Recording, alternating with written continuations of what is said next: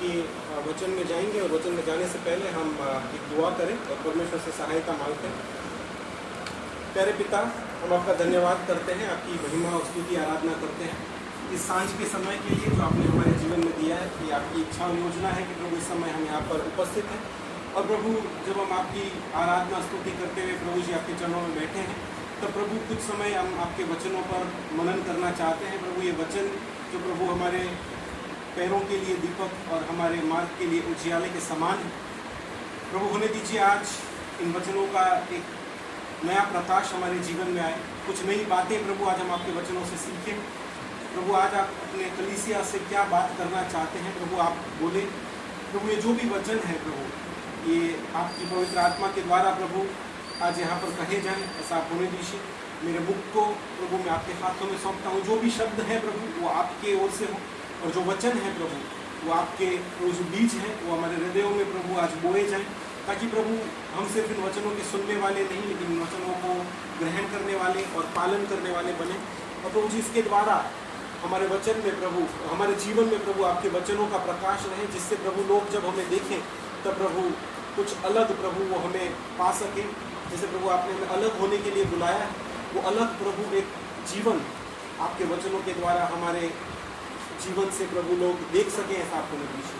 इस समय को हम आपके हाथों में सौंपते हैं, यहाँ बैठे सभी लोगों के मन और हृदय और ध्यान को प्रभु हम आपके हाथों में सौंपते हैं। प्रभु आप हमारा ध्यान आपके वचनों पे केंद्रित करने के लिए सहायता और मदद करें, प्रभु यीशु मसीह के नाम से मांगते हैं। आज का जो हमने शास्त्र भाग पढ़ा है हमारे जीवन के एक प्रैक्टिकल एस्पेक्ट से रिलेटेड एक प्रैक्टिकल बात के ऊपर आज वचन बांटना चाहता हूँ। प्रश्न सबसे पहले ये है कि यहाँ बैठे कितने लोग हैं जो जॉब करते हैं? कितने लोग हैं जो जॉब करते हैं? ओके, बिजनेस भी आ गया उसमें, अभिषेक भी है। और कितने जो लोग जॉब नहीं करते हैं या रिटायर्ड हो गए हैं उनके लिए भी ये वचन है, खास उनके लिए जो लोग जॉब करते हैं, नौकरी करते हैं, और जो लोग नहीं करते उनके लिए भी, क्योंकि वर्क सिर्फ जॉब नहीं होता। परमेश्वर ने जो भी जिम्मेदारियां हमें हमारे जीवन में दी हैं, चाहे वो एक पत्नी की जिम्मेदारी हो वो भी काम है, एक माँ की जिम्मेदारी है घर में वो भी एक काम है, और जो भी काम हम करते हैं वो सभी चीज़ें एक काम है। तो सर्विस यानी कि जॉब से रिलेटेड आज हम परमेश्वर के वचनों में से कुछ सीखना चाहते हैं। कुलुसियों की पत्री उसका 3रा अध्याय पौलुस ने जो लिखा उसका जो मेन जो सब्जेक्ट है वो नया जन्म पाए हुए लोगों के लिए उसने ये अध्याय लिखा है। इंग्लिश बाइबल में NIV में जो टॉपिक दिया गया है 3रे अध्याय का वो ये है, living as those made alive in Christ. जो लोग मसीह में जिलाए गए हैं उनके लिए उपदेश। ये जो अध्याय शुरू होता है उसमें पहली 2 आयतें बहुत सुंदर 2 आयतों से शुरू होता है, कुलुसियों 3:1-2, जहाँ पर हमें बताया गया है कि हमें हमारा मन और हमारा ध्यान स्वर्गीय वस्तुओं की ओर लगाना है। यदि हम मसीह के साथ जिलाए गए, नया जन्म पाए हैं, तो हमारा ध्यान और खोज हमारी स्वर्गीय वस्तुओं की ओर होनी चाहिए। और उसके बाद आगे अगर हम पढ़ेंगे तो नया जीवन और पुराना जीवन उसमें क्या डिफरेंस है, क्या भेद है वो बताया गया है। उसके बाद प्रैक्टिकल लाइफ, पारिवारिक जीवन के बारे में बात की गई है कि एक नया जन्म पाया हुआ मसीह परिवार कैसा होना चाहिए। और उसी पैराग्राफ के अंत भाग में 3रे अध्याय की आखिरी 3 आयतें जो है वहाँ पर बहुत ही संक्षिप्त में कई बार हम वो पढ़ते हैं तो कई बार उसको मिस भी कर जाते हैं, कई बार उस पर ध्यान केंद्रित करना हम चूक जाते हैं। वहाँ पे काम से संबंधित बात की गई है। इंग्लिश बाइबल में वर्ड जो यूज़ किया है स्लेव्स यानी कि दास, और हिंदी बाइबल में लिखा है सेवकों। उस समय के जब पौलुस का जो समय था उस समय पे दास हुआ करते थे, जो बंधुआ दास हुआ करते थे, और उनका समय था, इसलिए पौलुस ने स्लेव करके लिखा है। आज के समय में हम दास नहीं हैं, लेकिन हम क्या हैं? कर्मचारी हैं, या फिर हम एम्प्लॉइज़ हैं, या काम करने वाले नौकरी पेशा करने वाले लोग हैं। तो आज के संदर्भ में ये हमें अप्लाई करता है, उस समय ये सेवकों या दासों को अप्लाई करता था। तो इन 3-4 आयतों में 22, 23, 24, 25 पौलुस ये बताता है कि परमेश्वर हमसे क्या अपेक्षा रखते हैं कि काम करने वाले लोगों के तौर पे, जॉब करने वाले लोगों के तौर पे हमें क्या करना चाहिए या क्या नहीं करना चाहिए, किस तरह से हमें हमारा कार्य करना है, हमें हमारे कार्य को, हमारे जॉब को किस तरह से देखना है, और उसका स्पिरिचुअल कॉन्टेक्स्ट क्या है, उसका आत्मिक संदर्भ हम क्या उसको पा सकते हैं, ये हमें चीज़ें आज के जो शास्त्र भाग है उसमें से सीखने को मिलती है। तो सबसे पहले हमें ये जानना ज़रूरी है कि ये जो काम का जो कॉन्सेप्ट है, कॉन्सेप्ट ऑफ वर्क, काम करने का जो संदर्भ है, ये कहाँ से शुरू हुआ, कब से काम आया लोगों के जीवन में, किसी को पता है? काम करने की बात कहाँ से शुरू हुई? शुरू से मतलब कहाँ से? आदम से। कैसे?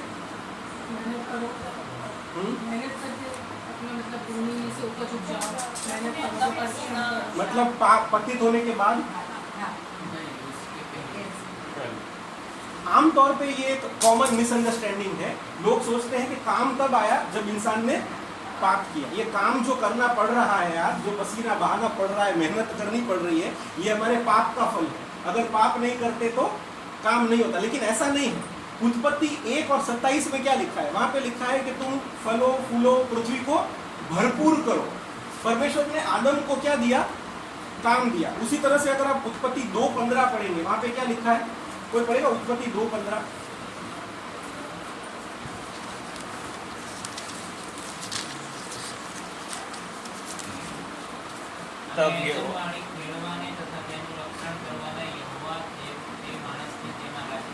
हाँ, क्या काम दिया? खेड़वा है ना, मतलब क्या करना है? हिंदी में क्या लिखा है? उस वाणी का रक्षा करने, और गुजराती मतलब खेड़वा है, आपने जब खेतर खेड़िए ना, ऐसे मतलब उसको जतन करना और उसमें से उपज निकालना। उसके लिए परमेश्वर ने आदम को नियुक्त कर दिया। पहला काम, पहला वर्क का जो स्कोप ऑफ वर्क बोलते हैं ना, हम जॉब करते हैं तो क्या बोलते हैं? स्कोप ऑफ वर्क क्या है? जॉब डिस्क्रिप्शन क्या है? यहाँ पे जॉब डिस्क्रिप्शन दिया गया है। आदम को सबसे पहला जॉब डिस्क्रिप्शन परमेश्वर की तरफ से क्या मिला कि एदन वाड़ी जो है, जो परमेश्वर ने दी है, उसका क्या करना? रक्षा करना और उसका जतन करना, उसको खेड़ना, गुजराती में जो वर्ड है, राइट। तो काम का संदर्भ वहां से शुरू होता है। तो परमेश्वर ये चाहते हैं कि हम क्या करें? काम करें। यूनाइटेड स्टेट्स ऑफ अमेरिका के डिपार्टमेंट ऑफ लेबर ने एक स्टडी की। उस स्टडी में उन्होंने ऐसा बताया कि हमारे जो 24 घंटे हैं उसमें से आमतौर पर एक औसतन एक इंसान जो है वो 2.5 घंटे तक मनोरंजन के काम या स्पोर्ट्स के काम करता है, 1 घंटे वो घर के काम करता है, 1 घंटे वो खाना पीना खाता है, 1 घंटा वो अपने रिलेटिव्स के साथ बातचीत करता है, और 7.5 घंटे वो सोता है, या 7.5 से 8 घंटे, और 9 घंटे, 9 से 10 घंटे एक औसतन आदमी काम करता है। इसका मतलब क्या है? हमारे जीवन का ज्यादातर समय, मतलब यहाँ ऐसा कहें 1/3 समय, 1/3, 24 घंटे में से अगर 8 घंटे हम काम करते हैं, सबकी जॉब 8 घंटे की तो होगी, राइट। सबकी जॉब जनरली 8 घंटे की होती है, टीचर्स की थोड़ी कम होती है, लेकिन बाकी सबकी ज़्यादा होती है। तो 8 से 10 घंटे की जॉब सब लोग करते हैं, मतलब 1/3 हमारे जीवन का जो हिस्सा है वो हम क्या करते हुए गुजारते हैं? काम करते हुए गुजारते हैं। तो कोई ताज्जुब की बात नहीं है कि परमेश्वर का वचन काम संबंधी हमें कुछ सिखाता है। परमेश्वर का वचन हमारे काम की नैतिकता पे बात करता है कि हमें काम कैसे करना है और किस तरह से करना है। परमेश्वर को इस बात में इंटरेस्ट है कि हम कितने कर्तव्यनिष्ठ हैं, कितने ईमानदार हैं, कितने मेहनती हैं और कितने समर्पित हैं हमारे काम के प्रति। और इसलिए परमेश्वर के वचन में काम के संबंधी भी शिक्षा दी गई। परमेश्वर का वचन हमारे जीवन के हर पहलू, हर बात को एड्रेस करके उसके विषय में कुछ न कुछ सिखाता है। आज जो हम सीखना चाहते हैं वो हमारे जॉब के विषय में सीखना चाहते हैं कि हम हमारे काम के प्रति कितने ईमानदार हैं, और परमेश्वर क्या कहते हैं हमें कि हमें हमारा काम किस तरह से देखना है और किस तरह से करना है। एक क्वेश्चन मैं पूछता हूँ, आप में से कभी कोई अपने जॉब पे सोता हुआ पाया गया है क्या? कभी ऐसा किसी को हुआ झपकी लग गई और उसी समय बॉस आ गया और आगे पूछ लिया क्या कर रहे हो? होता है कई बार लोगों के साथ।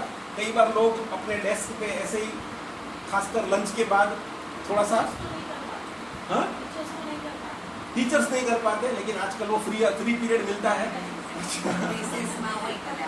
तो एक व्यक्ति ने ऐसा बोला कि अगर कभी आप ऐसे अपने काम पे झपकी ले रहे हो और आपका बॉस आ जाए तो सबसे अच्छे 5 उत्तर आप क्या दे सकते हो?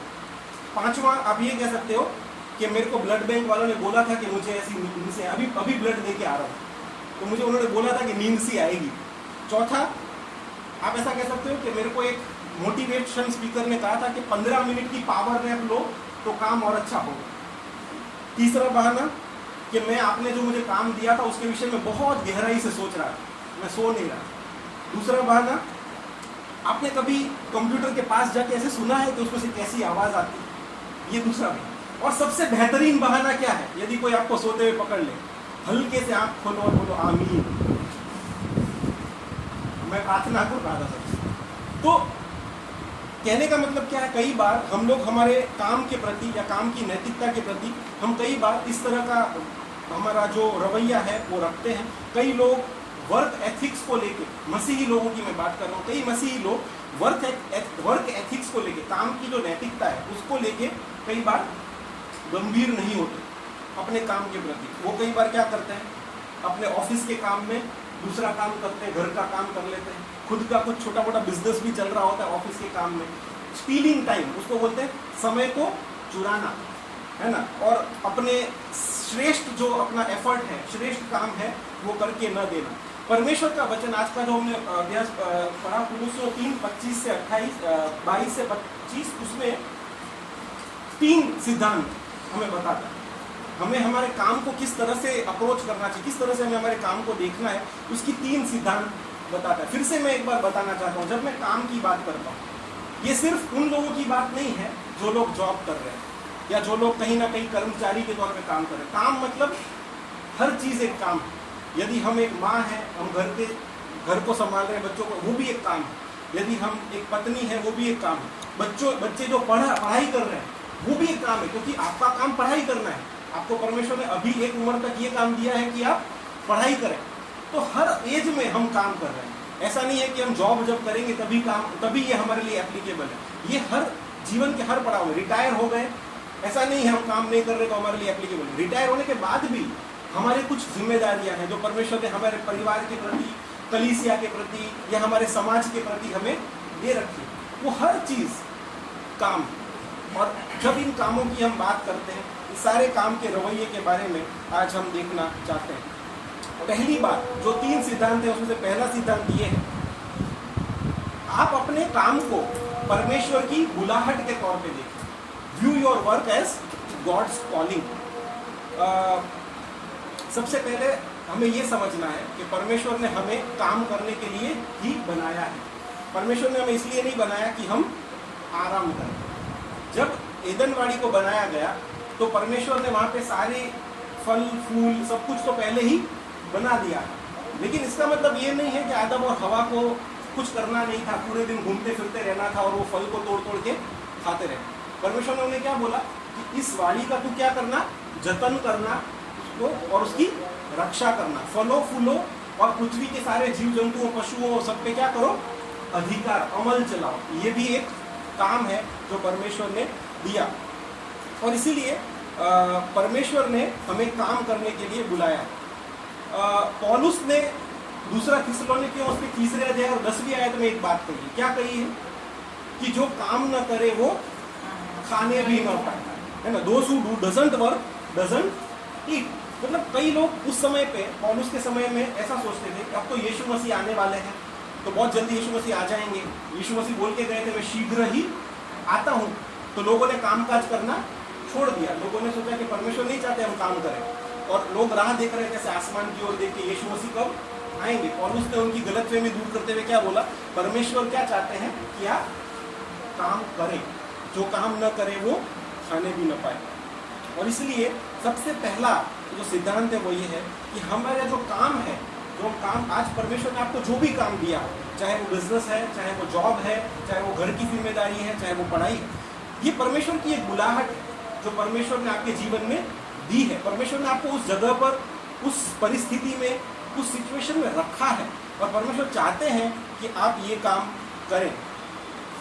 दूसरी इसी से रिलेटेड एक और बात है कि हर काम जो है हम कर रहे हैं वो एक सेवकाई है।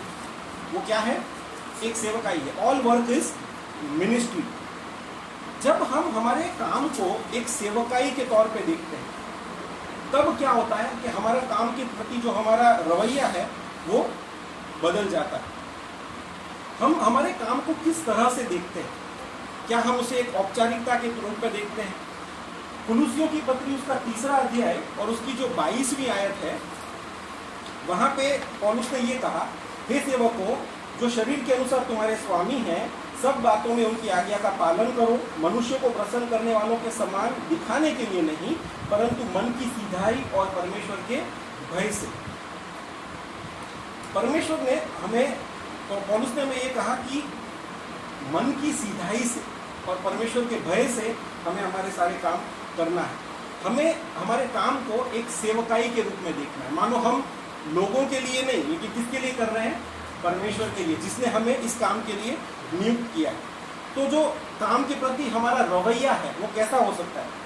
एक, या तो हम हमारे काम को बहुत औपचारिक रूप से लें, हम हमारे काम में बहुत आलसी तरह से काम करें और एक शर्म का कारण बने, या फिर हम हमारा काम पूरी निष्ठा से, पूरी ईमानदारी से और मेहनत से करें और सिर्फ हमारे पृथ्वी पर के अधिकारियों के लिए नहीं, लेकिन परमेश्वर के लिए भी एक गर्व का कारण बने। बाइबल में इसका एक बहुत अच्छा एग्जाम्पल है, और वो एग्जाम्पल कौन है? यूसुफ। यूसुफ जब उसको फिरौन ने अपने राज्य का, अपने देश का प्रधानमंत्री बनाया, तो वहाँ पर लिखा है कि हम पढ़ेंगे उत्पत्ति 41 और 55। पहले तो जब यूसुफ ने फिरौन के सपने का मतलब बताया, तब फिरौन ने परमेश्वर की तारीफ की, परमेश्वर की बड़ाई की कि परमेश्वर ने तुझे ये ज्ञान दिया है, और उसको अपना प्रधानमंत्री बनाया। और बाद में लोग जब भी फिरौन के पास अपनी समस्या लेके आते थे, तो फिरौन क्या कहता था?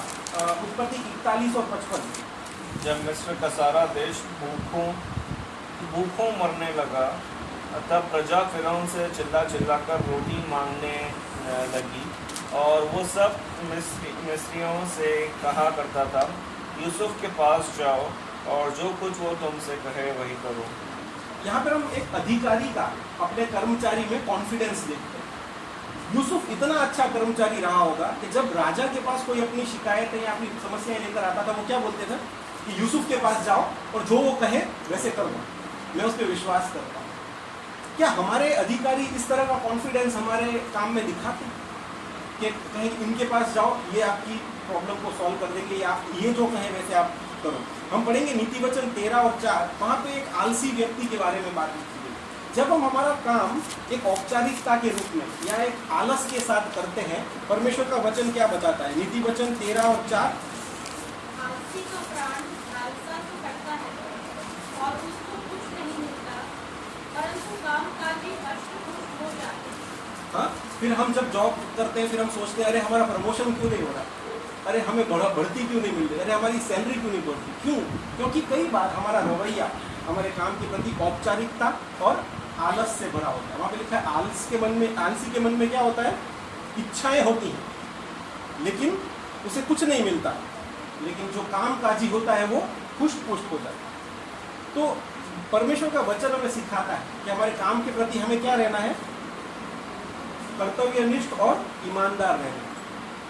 नीति वचन 6 और 6 अध्याय और 6 आयत से 8वीं आयत में क्या लिखा है? हे आलसी, तू चींटियों के पास जा और उनसे सीख कि वो कितनी मेहनत से अपने लिए अन्न बटोरते हैं, है ना? तो हमें काम के प्रति हमारा रवैया कैसा रखना है? दूसरा, हम हमारे काम के प्रति विश्वास योग्य और प्रामाणिक हो सकते हैं, या फिर हम हमारे काम के प्रति बेईमान हो सकते हैं। काम के प्रति बेईमान, इसका क्या मतलब होता है? पता है आपको, मेरी कंपनी में एक बार मैंने, कई साल पहले की बात है, मैंने मेरे जो डायरेक्टर हैं उनको एक बार ऐसे बोलते हुए सुना कि एक हम किसी का इंटरव्यू कर रहे थे और वो व्यक्ति क्रिश्चियन था। तो हम रिव्यू कर रहे थे, हम लोगों ने साथ में इंटरव्यू लिया था, मैंने और मेरे डायरेक्टर ने। फिर हम बाद में रिव्यू कर रहे थे इसको लेना या नहीं। तो 2-3 प्रोफाइल थी, उसमें से एक प्रोफाइल क्रिश्चियन थी, जिसको जो शॉर्टलिस्ट, तो उन्होंने क्या बोला पता है? इसको ले लेते हैं, ये क्रिश्चियन है ना, ये बहुत अच्छे मेहनत से काम करे। कई बार हम कैसी गवाही बना रहे हैं हमारे काम करने की जगह पर, वो मायने रखता है। हम कितनी ईमानदारी से काम कर रहे हैं, कितनी प्रामाणिकता से हम हमारे काम को कर रहे हैं। उनका एक्सपीरियंस शायद ऐसा रहा होगा, जिन लोगों के साथ उन्होंने काम किया है, कि जो क्रिश्चियन लोग हैं वो अच्छा काम करते हैं। लेकिन पता है क्या हुआ? कुछ दिनों पहले की बात है, हमारी ही कंपनी में एक क्रिश्चियन व्यक्ति था, वो भी अपने गांधीधाम के एक बड़े चर्च का एक मेंबर है, मैं नाम नहीं लूँगा, लेकिन उन्होंने क्या किया पता है, उन्होंने एक बहुत बड़ा कौभांड कर दिया। उन्होंने कुछ मटेरियल हमारे वेयरहाउस से निकाल के चुपचाप से सिक्योरिटी के साथ साठगांठ करके बेच दिया, और बाद में वो 3-4 महीने बाद पता पड़ा कि वो बहुत महंगा 10-12 लाख रुपए का सामान वो बेच चुके। जब ये बात पता पड़ी, सारी जो कार्यवाही हुई और बाद में उनको नौकरी से निकाल दिया गया, आज उनके ऊपर पुलिस केस चल रहा है, उनको बार बार पुलिस स्टेशन जाना पड़ता है, कई बार उनको पुलिस ने इनाम भी दिए हैं। लेकिन सबसे बड़ी जो प्रॉब्लम है वो क्या है, जो गवाही बनी है ना, वो कहीं ना कहीं मिट्टी में मिल चुकी है, क्योंकि एक मसीही होते हुए उन्होंने क्या किया, अपने काम के प्रति अप्रामाणिकता दिखाई। ये जो क्रिश्चियन टैग हमारे साथ लगा हुआ है ना, क्रिश्चियन, उसका मतलब क्या होता है, Christ in me and I am nothing. Christian का मतलब ये होता है, यदि हम मसीही होने के बाद भी हमारे काम में अप्रामाणिक, और अप्रामाणिकता का मतलब सिर्फ ये नहीं है कि कुछ चुरा लेना। कई बार मैं ऐसे ही बात करते हुए कई लोगों से पूछता हूँ, क्या आप अपने ऑफिस से कभी स्टेशनरी घर लाए? कई बार लोगों की आदत होती है, अरे घर पे बच्चे को पेंसिल रबर चाहिए, अरे हमारे ऑफिस में तो बहुत पड़ा रहता है, ऐसे ही लाके घर पे दे दी। ये अप्रामाणिकता है। हम हमारे काम के प्रति इस तरह की अप्रामाणिकता नहीं रख सकते। कभी किसी ने आपके बैग में ऑफिस की पेंसिल का बॉक्स ले जाते हुए आपको पकड़ लिया, आप सोचो 50 रुपए की पेंसिल के लिए आपकी इज्जत का क्या होगा? और अपनी इज्जत तो ठीक है, लेकिन परमेश्वर के नाम का क्या होगा? कि मसीही लोग चोरी करते हुए पाए गए। अप्रामाणिकता। परमेश्वर का वचन हमें इस बात के विषय में चेतावनी देता है कि हम हमारे काम के विषय में अप्रामाणिक न बने और विश्वास योग्य रहे। क्योंकि क्या होता है पता है, थोड़ी सी अप्रामाणिकता बड़े कौभांडों को जन्म दे देती है।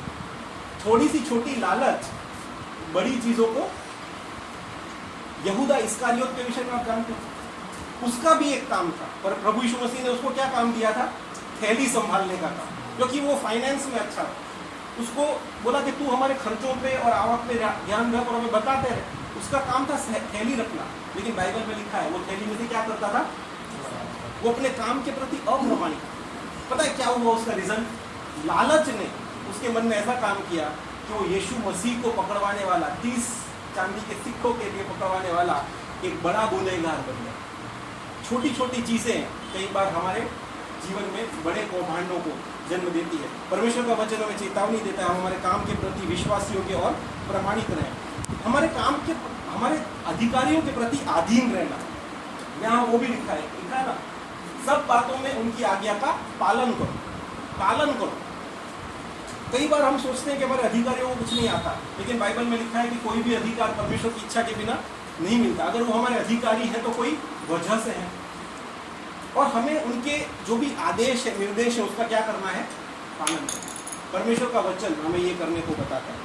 इसका एक बहुत सुंदर एग्जाम्पल बाइबल में है, जो अपने अधिकारी, अपने मालिक के अधीन था, और जैसा लिखा है ना कि सब बातों में उनकी आज्ञा का पालन करो। ऐसा एक दास था, किसी को याद आ रहा है वो दास? बाइबल में एक ऐसा दास था जिसने अपने मालिक की आज्ञा का शब्द सह पालन किया। कौन था? एलियाजर को अब्राहम ने एक आज्ञा देकर भेजा कि इतना ही करना है, इससे यहाँ वहां नहीं होना चाहिए। और आप उस दास की प्रामाणिकता देखिए, उस दास की अधीनता देखिए, उसने एग्जैक्टली वही किया जो उसके मालिक ने उसे करने को कहा था। परमेश्वर का वचन कहता है कि हम अपने अधिकारियों की सुने और उनकी सारी आज्ञाओं का पालन करें। कई बार हम हमारे काम में क्या करते हैं? ढोंग करते हैं, काम करने का सिर्फ दिखावा करते हैं। कई लोग काम करते हैं, काम नहीं करते, लेकिन काम करने का दिखावा करते हैं। परमेश्वर का वचन हमें उसके विरुद्ध में भी चेतावनी देता है। हम पढ़ेंगे सबोपदेशक 9 और 10। वहाँ पे हमें बताया गया है कि हम सिर्फ काम करने का ढोंग न करें, लेकिन सच में मेहनत से काम करें। बहानेबाज या ढोंगी न बने, लेकिन मेहनत से काम करें। कोई निकालेगा नीति वचन 14-23 और कोई पढ़े सबोपदेशक 9-10।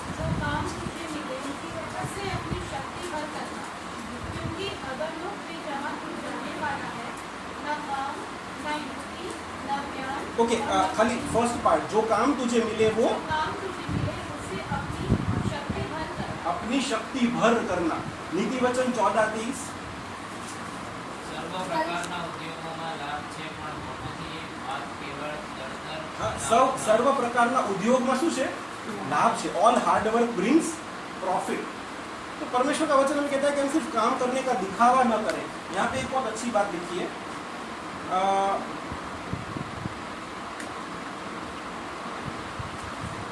जब कोई देख रहा हो तभी हम करें, ऐसा नहीं। मनुष्यों को प्रसन्न करने वालों के समान दिखाने के लिए नहीं, है ना। सिर्फ हम कई लोगों का ऐसा होता है कि वो काम तब करते हैं जब बॉस आता है, जब साहब आसपास होंगे तब एकदम ऐसे लग जाते हैं, हम ही काम करते हैं दुनिया में, कंपनी में सिर्फ हम ही हैं। लेकिन परमेश्वर का वचन कहता है जब कोई नहीं देख रहा तब भी तू क्या कर, मेहनत से काम कर, क्योंकि सारा हार्डवर्क उद्योग जो करते हैं उससे क्या होता है? नफा होता है। जो काम तेरे हाथ लगे उसे क्या कर, बड़ी ईमानदारी से। ये परमेश्वर का वचन हमें सिखाता है। प्रिय भाई और बहनों, परमेश्वर का वचन हमें ये कहता है दो तरह से हमें काम करना है। 3 और उसका 22 में दो रीति लिखी गई है, 3 और 22। कुलूसियों 3:22 उसमें क्या लिखा है? मन की सीधाई से और परमेश्वर के भय से। इसका क्या मतलब होता है कि जो भी काम हम करें, जिस जगह परमेश्वर ने हमें नियुक्त किया है वहां पर हम क्या करें? मन की सीधाई से। सब उसका मतलब होता है विद ऑल योर हार्ट, सब कुछ देकर, पूरी मेहनत से। पता है क्यों सब कुछ देना है? क्योंकि आपने ये तय किया है अपने मालिक के साथ। अगर आपको आपका बॉस मंथ के एंड पे सैलरी भी काम देख कर दे, तो अगर ऐसा बोले कि भाई मैंने इस पूरे महीने काम देखा है, 30,000 की जगह आप इस बार सिर्फ 22,000 पाने के योग्य हैं, तो ऐसा हमारे साथ नहीं होता। हमने जो सैलरी तय की है वो सैलरी हमें मिलती है, चाहे हमने काम किया हो चाहे काम न भी किया। तो हमें काम में फिर सामने क्या करना है? काम में भी हमें पूरे दिल से काम करना है। पूरे दिल से तो एक बात है, लेकिन दूसरी बात पौलुस लिखता है परमेश्वर के भय से। प्रिय भाई और बहनों, जो काम परमेश्वर ने आपको और हमें दिया है उसे तुच्छ न जानो। जॉब्स, बिजनेसेस या घर के काम या वो कलीसिया के काम भी क्यों ना हो, जो जवाबदारी परमेश्वर ने हमें दी है उसे हम तुच्छ न जाने, उसमें हम कामचोर न बने, हम उसमें आलसी न बने, हम उसमें चुराने वाले न बने। लेकिन हम क्या करें? हम बहानेबाज न बने, ढोंगी न बने, लेकिन पूरी प्रामाणिकता से, पूरी ईमानदारी से, पूरी निष्ठा से, पूरी सच्चाई से और पूरी आधीनता से हम हमारे काम को करें। पता है जब हम ये करते हैं तो क्या होता है? क्यों पौलुस ने ये जो बात है ये 3 अध्याय में लिखी है, जो अध्याय समर्पित है उन लोगों के लिए जो नया जन्म पाए। आप 3 अध्याय का पूरा अगर कॉन्सेप्ट देखो तो वो उन लोगों के लिए प्रैक्टिकल टीचिंग्स है जिन्होंने नया जन्म पाया। क्यों पौलुस ने ये काम करने वाली बात, कैसे काम करना, ये बात नया जन्म पाए हुए लोगों की प्रैक्टिकल लाइफ के ऊपर अंत में ये दिखा है। क्यों? क्योंकि जब हम इस तरह से काम करते हैं, प्रामाणिकता से, निष्ठा से, ईमानदारी से, तब क्या होता है? हम परमेश्वर के गुणों को हमारे काम से प्रदर्शित करते हैं। लोग देख पाते हैं हमारे डेडिकेशन को देख के कि हम कुछ अलग, यीशु मसीह में हम एक नई उत्पत्ति हैं। ये इस बात का प्रमाण है कि हम हमारा काम पूरी निष्ठा से करते हैं, पूरी मेहनत से करते हैं। ये प्रभु यीशु में नई उत्पत्ति होने का एक प्रमाण है। मिनिस्ट्री की जब बात आती है, सेवकाई की बात आती है, तो हम क्या सोचते हैं कि सेवकाई सिर्फ चर्च में होती है या मिशन फील्ड में होती है। लेकिन ऐसा नहीं है प्रिय भाई, सेवकाई कहीं भी हो सकती है। हम ये ना सोचें कि हम सेवक नहीं हैं, हम मिशनरी नहीं हैं, हम मिनिस्टर नहीं हैं, हम सब मिनिस्ट्री में हैं। मार्टिन लूथर ने ऐसा कहा कि ये ख्याल कि सेवकाई सिर्फ चर्च में या मिशन फील्ड में हो सकती है, ये शैतान ने मसीही लोगों के दिमाग में फैलाई भी एक बहुत बड़ी गलत फहमी है। क्योंकि परमेश्वर की महिमा के लिए सेवकाई हर जगह हो सकती है जहां परमेश्वर ने आपको नियुक्त किया। ऐसा मार्टिन लूथर ने कहा। डोरोथी सेयर्स नाम की एक परमेश्वर की सेविका, उन्होंने ऐसा कहा, जो भी काम हम अच्छे से करते हैं उसमें परमेश्वर की महिमा होती है और वही सेवकाई भी है, और वही सेवकाई भी है। तो प्रिय भाई और बहनों, इस लिहाज से हम सब क्या हैं? परमेश्वर के सेवक हैं, हम सब सेवकाई में। क्योंकि यहाँ पे पौलुस ऐसा लिखता है कि आप जो भी काम करो वो मानो लोगों के लिए नहीं, लेकिन किसके लिए कर रहे हो? परमेश्वर के लिए कर रहे हो, ये मान के करो। 3 सिद्धांतों में से पहला सिद्धांत ये है कि हम हमारे काम को परमेश्वर की एक बुलाहट के तौर पे देखें। दूसरा सिद्धांत ये है कि हम ये जाने कि हमारा असली मालिक कौन है। Know who your real boss is. आपका असली बॉस कौन है? हम यहाँ पे हो सकता है कि हमारे जो इमीडिएट अधिकारी हैं, बॉस है, उनके लिए काम करते हो, लेकिन परमेश्वर का वचन हमें क्या बताता है कि जब हम काम करते हैं, जॉब करते हैं, तो हमारा असली मालिक कौन है? 23वीं आयत कोई पढ़ेगा? 23वीं आयत, हाँ 3:23। और वो जो कुछ तुम करते हो तन मन से करो, यह समझकर कि मनुष्यों के लिए नहीं परंतु प्रभु के लिए करते हो। हाँ, तो पौलुस ये कहता है कि आप जो भी कर रहे हो, जिस भी जॉब में हो, जो भी काम कर रहे हो, वो क्या करो? पहले तो तन मन से करो, और ये समझ के कि मनुष्यों के लिए नहीं, लेकिन किसके लिए कर रहे हो? यदि आप पढ़ा रहे हो, आप टीचर हो, आप ये मत सोचो कि मैं मेरे प्रिंसिपल को खुश करने के लिए पढ़ाती हूँ या पढ़ाता हूँ। आप ये सोचो कि परमेश्वर ने मुझे ये काम दिया है ना। यदि आप मैनेजर हैं कहीं पे किसी कंपनी में, आप किसी कंपनी का काम काज देखते हैं, आप ये सोचिए परमेश्वर ने मुझे यहाँ नियुक्त किया। हम अपने बॉस को खुश करने के लिए काम नहीं करते, लेकिन अल्टीमेट बॉस को खुश करने के लिए काम करते हैं, और अल्टीमेट बॉस कौन है? वो हमारा परमेश्वर। तो हमें ये बात ध्यान रखनी है कि हम कैसे काम करते हैं। आपका बॉस अच्छा हो सकता है या आपका बॉस बहुत बुरा भी हो सकता है, डजंट मैटर, उससे कोई फर्क नहीं पड़ता। आप बहुत अच्छे व्यक्ति के लिए काम कर रहे हो, आपका अधिकारी बहुत अच्छा है या आपका अधिकारी बहुत बुरा है, उससे कोई फर्क नहीं पड़ता। बाइबल में ऐसा लिखा है कि ये जानकर करो कि मनुष्यों के लिए नहीं, लेकिन किसके लिए करते हो? परमेश्वर के लिए। आपको मैं बाइबल में से एग्जाम्पल देता हूँ। दानियल जो था ना, दानियल, उसके 5 बॉस रह चुके। कितने? उसने 5 राजाओं के अंदर में काम किया। दानियल 5 राजाओं के अंदर, उसमें से कुछ अच्छे थे और कुछ बहुत बुरे भी थे। नबूकदनेस्सर, फिर एविल मरोदक जो नबूकदनेस्सर का बेटा था, जो नबूकदनेस्सर के बाद जिसने राज्य किया, एविल मरोदक नाम था उसका। फिर बेलशास्सर आया जो बाबिल के साम्राज्य का आखिरी राजा था। उसके बाद दारा, जो कि मादियों ने जब बाबिल पे कब्जा कर लिया तब दारा राजा बना, और दारा के बाद फारसी राजा खुसरू। ये 5 राजाओं के अंदर नीचे दानियल ने काम किया है। कुछ राजा ऐसे थे जो अच्छे थे, जो दानियल की सुनते थे, और अब हम जानते हैं कि दानियल एक बहुत उच्च पदवी पे था। वो एक बहुत ही बड़े जिसको बोलते हैं कि राजा के खास लोगों में से एक वो था, है ना। और नबूकदनेस्सर ने दानियल की बात सुनी, जो दानियल ने कहा वो उसने किया। बाद में वो थोड़ी देर के लिए भटक गया था अपने अभिमान के चलते, लेकिन अंत में अपने जीवन के अंत भाग में वापस वो आ गया, उसने प्रभु परमेश्वर का स्वीकार किया। ऐसा भी एक राजा। लेकिन एक ऐसा भी राजा था जो बेलशास्सर था, जिसने कभी भी दानियल की कोई बात नहीं सुनी, और दानियल को उसने परेशान किया, है ना। दारा राजा, जिसने दानियल को क्या किया था?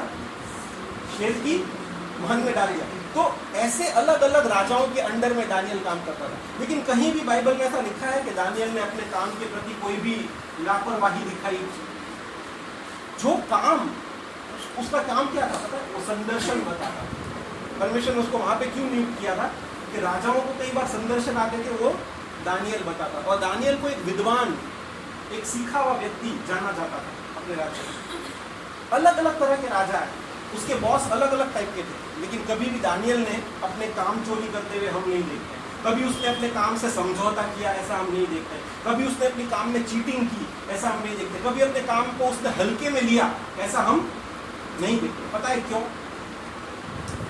क्योंकि वो जानता था कि मैं किसी राजा के लिए काम नहीं करता, मैं सर्वशक्तिमान परमेश्वर के लिए काम करता। वो ये बात जानता था कि उसका असली मालिक, रियल बॉस कौन है। और इसलिए आज हम चाहे कहीं काम करते हैं, या हम घर में एक माता है, एक पत्नी है, या हम एक स्टूडेंट हैं, जो भी बुलाहट है, परमेश्वर ने आपके इस उम्र के पड़ाव में आपको जो भी काम दिया, हमें ये जानना है कि हम किसी मनुष्यों के लिए काम नहीं करते, हम हमारे परमेश्वर के लिए काम करते हैं। और जब हम इस एटीट्यूड से जब हम हमारे काम को देखते, हम इस रवैये से जब हमारे काम को देखते, तब क्या होता है?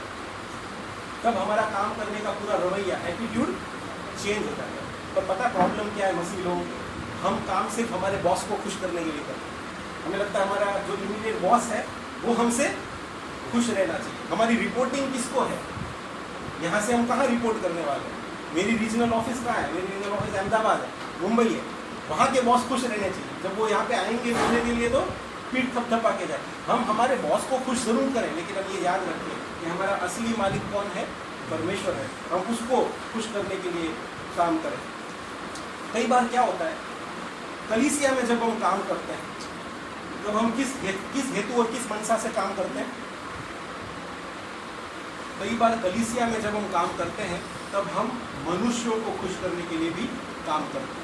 23वें आयत में लिखा है कि जो कुछ तुम करते हो तन मन से करो, यह समझकर कि मनुष्यों के लिए नहीं परंतु प्रभु के लिए करते हो। कई बार कलीसिया में सेवकाई देने का हमारा उद्देश्य क्या होता है? कई बार हमारा उद्देश्य ऐसा होता है कि हम अपने आप को साबित करें, हम उन्हें दिखा दें, या हम हमारा ही कंट्रोल रहे, हमारा वर्चस्व रहे, सब कुछ हमारे हाथ में हो। कई बार हम जो काम कलीसिया में सेवकाई करने जाते हैं तो भी हम किस इंटेंशन से करते? हमारे भले काम भी इसलिए होते हैं कि हम किसी को कुछ पॉइंट प्रूव करना चाहते हैं कि देखो हम कर रहे हैं या हम कर सकते हैं, हमने किया, मैंने किया। परमेश्वर का वचन कहता है कि किसी को दिखाने के लिए नहीं, यह समझकर कि मनुष्यों के लिए नहीं। कई बार हम हमारे जो निर्णय होते हैं कलीसिया में वो भी किसके लिए करते हैं? मनुष्यों के, कि मनुष्य खुश रहे। लेकिन बाइबल में लिखा है हमारे काम मनुष्यों के लिए नहीं परंतु प्रभु के लिए होने चाहिए। हमारी सेवकाई परमेश्वर के लिए होनी चाहिए। हमारा जो काम है वो हमारे असली मालिक, हमारे असली बॉस को सेटिस्फैक्ट्री लगना चाहिए। स्तिफनुस की बात यहाँ पे मैं करना चाहता हूँ। उनको एक काम के लिए चुना गया। हम जानते किस काम? 7 लोगों को चुना गया। प्रेरितों के काम 6 अध्याय में लिखा है। उसमें से एक था स्तिफनुस। वो भोजन पिरसने की सेवा के लिए उनको चुना गया। लेकिन उस समय पता है क्या आवश्यकताएं थी उन लोगों कि वो पवित्र आत्मा से भरपूर और परमेश्वर के ज्ञान वाले लोग होने चाहिए। हमारी जो कलीसिया में सेवकाई के क्राइटेरिया कुछ अलग, और इसीलिए लोग परमेश्वर को प्रसन्न करने के लिए नहीं लेकिन मनुष्यों को प्रसन्न करने के लिए कार्य करते हुए दिखते हैं। एक दूसरे को दिखाने के लिए, पॉइंट प्रूव करने के लिए कार्य करते हुए। अगर हम परमेश्वर में, प्रभु यीशु मसीह में अगर हम नई उत्पत्ति है, नया सर्जन है, तो हम काम इसलिए नहीं करेंगे कि हम किसी को कुछ दिखाएं या किसी को कुछ समझाएं या बताएं। हम काम इसलिए करेंगे कि हमारा मालिक, हमारा जो अल्टीमेट बॉस है वो क्या हो, हमसे, हमारे काम से प्रसन्न हो। और वो तभी हो सकता है जब हम परमेश्वर की पवित्र आत्मा से भरकर कार्य करें। कई बार क्या होता है कलीसिया में, हमारी सेवकाई कलीसिया में जो हमारा काम है, यदि किसी ने हमें कुछ भला बुरा कह दिया तो हम क्या करते हैं? पहला काम हम ये करते हैं कि हम सेवकाई छोड़ दें। यदि हमारा अब कोई मतलब नहीं रहा, पहले हम काम करते थे इस वजह से कि हमारा ये मतलब, अब वो मतलब नहीं, तो अब हम क्या करेंगे? अब हम नहीं है, अब हम सेवकाई छोड़ रहे हैं क्योंकि अब हमें कोई इससे फायदा नहीं। इस तरह का जो कार्य, इस तरह की जो सेवकाई, प्रिय भाई और बहनों, ये परमेश्वर को किसी भी तरह से ग्रहण योग्य नहीं, क्योंकि हम काम लोगों के लिए करते ही नहीं। हम आज कलीसिया में छोटे से छोटा काम कर रहे हो या बड़े से बड़ा काम कर रहे हो, कुछ भी हम कर रहे हैं उसमें पवित्र आत्मा की सहायता की जरूरत है। और वो काम मनुष्यों को दिखाने या मनुष्यों को प्रसन्न करने के लिए नहीं, लेकिन परमेश्वर को प्रसन्न करने के लिए ही होना चाहिए। और वही सेवकाई परमेश्वर को पसंद है। पता है, एक बाइबल में एक ऐसा पात्र है जिसको ऐसा लगता था कि मैं सब कुछ परमेश्वर के लिए कर रहा हूँ। पता है कौन? राजा शाऊल। शाऊल को लगा कि वो जो करता है वो परमेश्वर के लिए कर रहा है। वो अमालेकियों से युद्ध करने के लिए गया। परमेश्वर ने उसको एक कार्य बोला कि तू सब चीजों का नाश करना, लेकिन उसने क्या किया? कुछ कुछ चीजें, भेड़ बकरियां, कुछ ले आया। और क्या बोलता? प्रभु वो तो आपके लिए लाया ताकि आपको होम बलि चढ़ा सके। अरे प्रभु बोलता है मैंने तुझे क्या करने को बोला? तू अपने मन से काम मत कर, मेरी सेवकाई मेरी इच्छा और मेरे वचन के अनुसार कर। आगे भी साउल के बारे में हम देखते हैं, उसने कई गलतियां की। वो दर्शियों के पास चला जाता था, परमेश्वर की इच्छा जानने के बजाय, परमेश्वर अपने गलतियों के लिए पश्चाताप करने के बजाय क्या करता था, वो भविष्य देखने वाली औरतों के पास, ऐसी स्त्रियों के पास जाकर भविष्य पूछता था, आत्माओं को बुलाता था, ये सब काम करता। एक बार उसने क्या करा, बलि चढ़ा दी। शमूएल को आने में जरा सी देर हुई तो बाइबल में एक बहुत अच्छी आयत है, नीति वचन 16 और 2 हम पढ़ेंगे। नीति वचन 16:2। मनुष्य का सारा चाल चलन अपनी दृष्टि में पवित्र ठहरता है, परंतु यहोवा मन को तौलता है। मनुष्य का सारा चाल चलन अपनी दृष्टि में तो सही या ठीक ठहरता है, परंतु यहोवा मन को जांचता है या तोलता है। कई बार हमें ऐसा लगेगा कि हम जो काम कर रहे हैं वो एवरेजिंग इज ओके, सब सही है, हम अच्छे से सेवकाई कर रहे हैं, लेकिन परमेश्वर के वचन के प्रकाश में हम अपने आप को चेक करें। कहीं ये काम हम लोगों को दिखाने के लिए तो नहीं कर रहे, कहीं ये काम हमारे कुछ स्वार्थ के लिए तो हम नहीं कर रहे, कहीं ये काम में हमारी कुछ मनसाएं तो मिश्रित नहीं हो गई हैं। क्या हम पूरे कर्तव्य निष्ठ होकर कर रहे हैं? क्या हम परमेश्वर के काम में या जो काम हमें दिया उसमें आलस बेदरकारी तो नहीं कर रहे हैं? मनुष्य का सारा चाल चलन अपनी दृष्टि में तो ठीक ठहरता, परंतु यहोवा मन को जांचता है। तीसरा सिद्धांत जो परमेश्वर ने जो हमें सिखाया है काम के विषय में, कि हम असली इनाम की ओर अपनी दृष्टि को लगाएं। चाहे हम जो भी काम कर रहे हैं, हम आज जो काम करते हैं उसमें हमें क्या मिलता है, महीने के अंत में सैलरी मिलती है, हमारी दृष्टि उस सैलरी पर रहती है और रहनी भी चाहिए, क्योंकि हमारे खर्चे उसी से निकलते हैं। परमेश्वर का वचन हमें कुछ और भी सिखाता है कि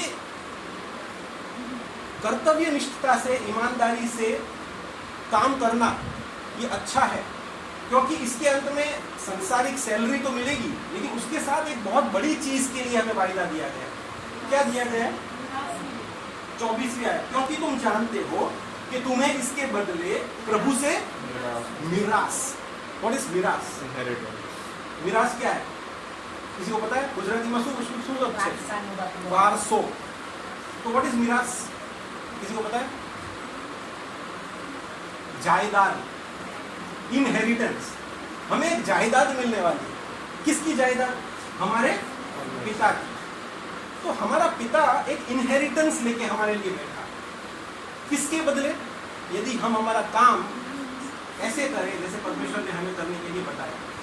अब मैं एक क्लैरिफिकेशन देना चाहता हूँ। यहाँ पौलुस का कहने का मतलब ये नहीं है कि हम अगर हमारा पृथ्वी पर का जो काम है वो बहुत अच्छे से करें तो उससे हमारा उद्धार हो जाएगा। कामों से उद्धार नहीं होता, ये पौलुस ने बहुत पहले ही बता चुके हैं। पौलुस का कहने का मतलब ये नहीं है कि तुम अच्छे से काम करो, मन लगा के काम करो, ईमानदारी से काम करो तो क्या होगा, तुम्हारा उद्धार हो जाएगा और तुम स्वर्ग में। पौलुस का कहने का मतलब ये है कि जो मसीह में है वो एक नई उत्पत्ति है, वो एक नया सर्जन है। तो उनके मन में पहले से ही कामचोरी नहीं आएगी, बेईमानी नहीं आएगी, चुरा लेने की भावना नहीं आएगी, बेवकूफ़ बनाने की भावना नहीं आएगी, ढोंग करने की भावना नहीं आएगी। किन के मन में नहीं आएगी? जो नया जन्म पाए हुए लोग, जो प्रभु यीशु मसीह में नई उत्पत्ति है, नया सर्जन है, उनके मन में नहीं है। और ऐसे लोगों के लिए जब वो इस तरह से काम करते हैं क्या मिलता है? स्वर्ग में प्रभु की ओर से एक मिरास, इनहेरिटेंस फ्रॉम द लॉर्ड। पौलुस हमें ये बताता है कि हम पूरी मेहनत से, पूरी निष्ठा से, पूरी श्रद्धा के साथ हम काम करें, पूरी ईमानदारी से काम करें, परमेश्वर की महिमा के लिए हम कार्यरत रहें। तब क्या होता है कि हमारे कार्यों को देख के क्या होता है, लोग हमारे परमेश्वर की भी बड़ाई करें, हमारे परमेश्वर की भी स्तुति करते हैं। एक परमेश्वर की महिमा करने का तरीका ये हो सकता है कि हम चर्च में सेवकाई करें, चर्च के एक्टिविटीज़ में हम पार्टिसिपेट करें और चर्च में अलग अलग रीति से सेवा दें। ये परमेश्वर की बड़ाई करने का एक तरीका हो सकता है। लेकिन अगर हम हमारे काम करने की जगह पर भी जिस तरह से पौलुस ने बताया है, पूरी निष्ठा और ईमानदारी के साथ जब काम करते हैं, तब क्या होता है? वो भी परमेश्वर को महिमा देने का एक जरिया हो सकता है। उससे भी परमेश्वर को महिमा मिलती है। कैसे? जब आपका अधिकारी या आपकी कंपनी आपको कभी सराहे आपके काम के लिए, कभी होता है ना, वो अवार्ड्स दिए जाते हैं, बेस्ट एम्प्लॉय या बेस्ट टीचर या बेस्ट, कुछ समय पहले रश्मि ने गवाही दी थी, उनको बेस्ट टीचर का अवार्ड मिला था। होता है हर कंपनी में भी, मोटिवेशन के लिए अच्छे काम को सराहा जाता है। जब आपका बॉस ये कहे कि आपने अच्छा काम किया, तब आप क्या बोल सकते हैं? क्या बोल सकते हैं? आप ये कह सकते हो कि धन्यवाद आपकी प्रोत्साहन के लिए, सराहना के लिए। पर मैं इस समय अपने परमेश्वर को धन्यवाद देना चाहता हूं या चाहती हूं। क्यों? क्योंकि हमारे वचन में ऐसा लिखा है कि चाहे तुम जो कुछ भी करो, पूरी निष्ठा से करो, ईमानदारी से करो, मनुष्यों को दिखाने के लिए नहीं, लेकिन सच में मेहनत से करो। और इससे क्या होगा कि हम हमारे परमेश्वर को महिमा उस समय पे दे सकते हैं। और लोग ये सुनेंगे कि इनके पवित्र शास्त्र में भी इनका परमेश्वर इनको ईमानदारी और निष्ठा से काम करने के लिए पता है। अन्य शास्त्रों में सिर्फ कहने के लिए लिखा जाता है कि कर्म किए जा और फल की क्या कर, परवाह मत कर। वो कहने की बात है। जो लोग वो मानते हैं वो लोग पहले फल की प्रतीक्षा, और उल्टा जो फल उनका नहीं है वो भी लेके घर चले जाते। ये प्रैक्टिकल है। लेकिन मसीही लोग उनसे कहाँ अलग हो सकते हैं? मसीही लोग ऐसे अलग हो सकते हैं कि अगर आपकी पोजीशन में, आपके कंट्रोल में, आपकी अथॉरिटी में, आपका अगर जो मालिक है वो चाहे तो करोड़ों रुपए भी रखना चाहे, उसके मन में ये विश्वास होना चाहिए कि ये क्रिश्चियन है, ये मसीही है, ये अपने काम में ईमानदार, क्योंकि इसका परमेश्वर इसको ईमानदार होने के लिए कहता है।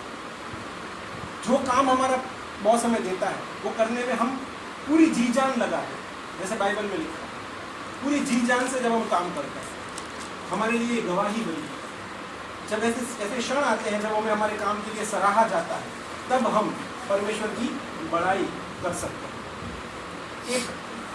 एक प्रसिद्ध लेखक हैं जॉन सेबेस्टियन बैक। उन्होंने कई सारी किताबें लिखी और अपनी हर किताब के अंत में वो ऐसा लिखते हैं, to God be the glory alone. परमेश्वर ही को हर बात में महिमा मिले।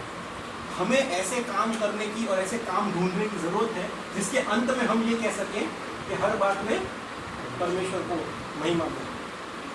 और जब ऐसे क्षण हमारे जीवन में आए कि जब हमारे काम के लिए हमें सराहा जाए, तो वहां पे हम प्रभु यीशु मसीह को शेयर करने से चूके नहीं।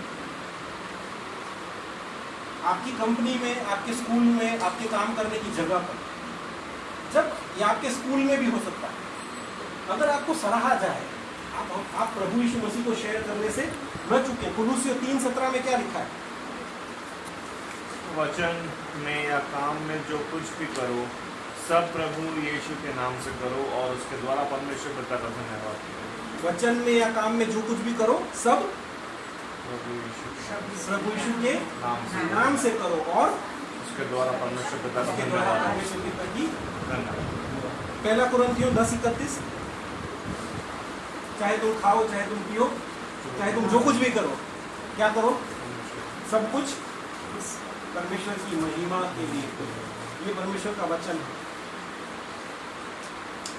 भाई और बहनों, परमेश्वर का वचन आज हमें चुनौती देता है। आओ हम हमारे काम के द्वारा, हम जहाँ भी कार्यरत हैं, सब अपने अपने जॉब्स पे कार्यरत हैं। परमेश्वर ने हम सबको बहुत अच्छी जॉब्स दी है, परमेश्वर का धन्यवाद करें। सबसे पहले तो हमें अपने जॉब्स के लिए, कार्य के लिए परमेश्वर का धन्यवाद करना चाहिए। भारत में बहुत लोग हैं जो बेरोजगार हैं, लेकिन हमारे पास, सबके पास, यहाँ पे कोई भी ऐसा नहीं, सबके पास जॉब। परमेश्वर का धन्यवाद हमें पहले तो करना चाहिए। फिर हमें परमेश्वर से ये प्रार्थना करनी चाहिए, प्रभु कुलुस्सियों 3:22 से 25 में जो लिखा है ना, वैसे काम करने के लिए तू मुझे अनुग्रह दे, अपना अनुग्रह दे प्रभु। कि कुलुस्सियों 3:22 से 25 ये प्रैक्टिकल लाइफ की बात है, रोजिंदा जीवन के व्यवहार की बात है। मैं कैसे अपने जीवन में, रोजिंदा जीवन के व्यवहार से तुझे महिमा देने का कारण बन पाऊं। प्रिय भाई और बहनों, लोगों को जानने दो कि आप मसीही हो। कैसे? आपके काम के द्वारा। हम बताएं इसलिए नहीं कि हम क्रिश्चियन हैं, लेकिन हमारे काम के द्वारा हम ऐसे काम करें, कुलुस्सियों 3:22 से 25, कि लोग हमारे काम को देखकर क्या करें, हमारे परमेश्वर की स्तुति करें और ये जान जाएं कि ये लोग मसीही लोग। तो काम करने के 3 सिद्धांत आज हमने देखे। पहला क्या था, अपने काम को परमेश्वर की बुलाहट समझे, क्योंकि आज आप जहां भी हैं, जिस भी जगह पर आप काम कर रहे हैं, ये एक्सीडेंटल नहीं है, ये आकस्मिक नहीं है। जो प्रोफेशन में आज हम हैं वो ऐसे ही नहीं आ गया। अगर सैम भाई ड्राइविंग का काम करते हैं, परमेश्वर ने कुछ रीजन से उनको वो कला दी है कि वो कुछ वो स्किल उनको परमेश्वर ने कुछ रीजन से दी है। अभिषेक का जॉब बिजनेस है, उसको परमेश्वर ने कुछ रीजन से वो बिजनेस करने की कला दी। कोई टीचर है, कोई हॉस्पिटल में काम करता है, कोई मिनिस्टर है, सेवकाई करता है, मिशनरी है। हर व्यक्ति को अलग अलग कला कौशल प्रभु ने, और ये आकस्मिक नहीं है, ये परमेश्वर की योजना है। परमेश्वर ने आपको उस जगह पर ठहराया है। अपने काम को परमेश्वर की कॉलिंग, परमेश्वर की बुलाहट समझे। दूसरी बात, अपने असली मालिक को पहचाने। नो योर रियल बॉस, जाने कि आप किसके लिए काम कर रहे हैं। अपने इमीडिएट मालिक को खुश करने के लिए तो काम करें ही, लेकिन अंत में ऐसा काम करें कि हमारा परमेश्वर भी जिससे खुश हो। कई बार ऐसी परिस्थिति भी आ सकती है जब आपका यहाँ पे जो संसार में आपका जो बॉस है वो आपको कुछ गलत काम करने के लिए कहता है, जो हमारी बाइबल के वचनों से, नीति नियमों से मेल नहीं खाता। उस समय पे आप क्या करेंगे? Know who your real boss is. वहां पे हमें मना करना भी आना चाहिए, वहां पे हमें नो बोलना भी आना चाहिए। पिछले दिनों कुंदन आंटी ने एक बात मेरे से शेयर की, जेनिका की। जेनिका को जहाँ वो काम करती थी वहां पर ऐसा कुछ कहा गया था। क्या था? गणेश के टाइम पे कुछ पूजा अर्चना में ज्वाइन होने का हमारे विश्वास के साथ मेल नहीं खाता, तो वहां पे हमें हमारे बॉस को खुश करने से अच्छा इमीडिएट वो अल्टीमेट बॉस की तरफ ध्यान देना है कि वो कहीं नाराज ना हो जाए। लेकिन जहां तक सही है, जहां तक योग्य है, हमारे बाइबल के वचनों के अनुसार है, वहां तक अपने बॉस के भी अधीन रहना हमें हमारा परमेश्वर का वचन सिखाता है। और तीसरा जो सिद्धांत, असली निराश के पीछे भागना। जो काम आप कर रहे हैं पृथ्वी पे, ये स्वर्ग में नोट होता है, ये स्वर्ग में नोट होता है कि हम कितनी मेहनत से काम करें। पौलुस जो है ना, वो ऐसे ही तंबू नहीं बनाता था। उसने सोचा चलो यार, वो ये सोच सकता था कि मैं तो मिशनरी हूँ, मुझे काम करने की क्या जरूरत, कलीसिया है मेरा खर्चा उठाने के लिए, मैं कलीसिया से कहूँगा दान दो और वो दान देंगे। पौलुस ने एक जगह लिखा है कि मैंने अपना बोझ तुम पर नहीं डाला है। कुरिन्थियों की कलीसिया को बोलता, मैंने अपना बोझ तुम पर नहीं डाला, मैंने खुद काम किया, मैंने तंबू बनाकर अपना गुजारा किया। पता है क्यों? क्योंकि हमें परमेश्वर के वचन ने कभी ऐसा नहीं कहा कि हम काम न करें, हम काम करें, क्योंकि जो हम काम करते हैं वो परमेश्वर की नजर में मान योग्य है, परमेश्वर उसको सम्मान देते हैं। लेकिन साथ में हम ये भी जाने कि हम काम सिर्फ पृथ्वी पर की निराश को इकट्ठा करने के लिए नहीं करते। पृथ्वी पे इनहेरिटेंस, हमारी सैलरी बहुत बड़ी हो जाए, हमारा प्रॉफिट बहुत बड़ा हो जाए, हम इस पृथ्वी पे बंगला गाड़ी बना लें, इसके लिए हम काम नहीं करते।